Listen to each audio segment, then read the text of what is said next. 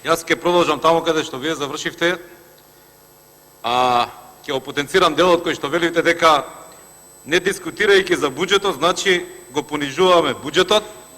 Министерот сигурно мислите, заменичката министерка, министерството и така натаму и така натаму.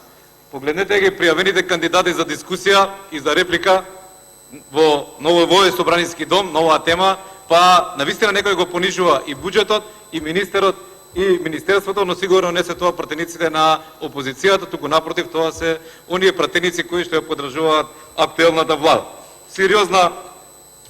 Сериозен абсурд или контрадикција.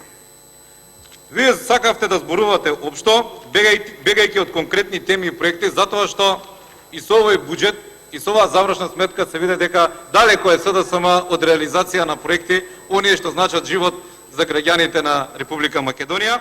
Но јас ќе искористам оваа прилика и вас како представник во Собранискиот дом на Македонија и оној кој што треба најмногу да се грижи за пензионерите, бидејќи доаѓате од партија која што треба да ги штити интересите на пензионерите, ќе ве прашам зошто на повеќе потрошени пари за разлика од другите буџети, за овој тековен буџет, пензионерите во Република Македонија не добија повисоки пензии, зборувам квалитетно повисоки пензии, зошто не добија нови старечки домови или пензионерски домови, како што ветуваше СДСМ и владата на СДСМ, а вие тоа го ветувавте пред своите пензионери, колеги? Зошто не добија бенефиции при набавувањето или купувањето на лекарствата во аптеките во Република Македонија?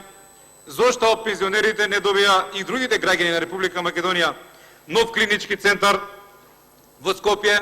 Еве сега слушам, сте ветеле и во Битола, зошто не се доврши клиничкиот центар во Штип?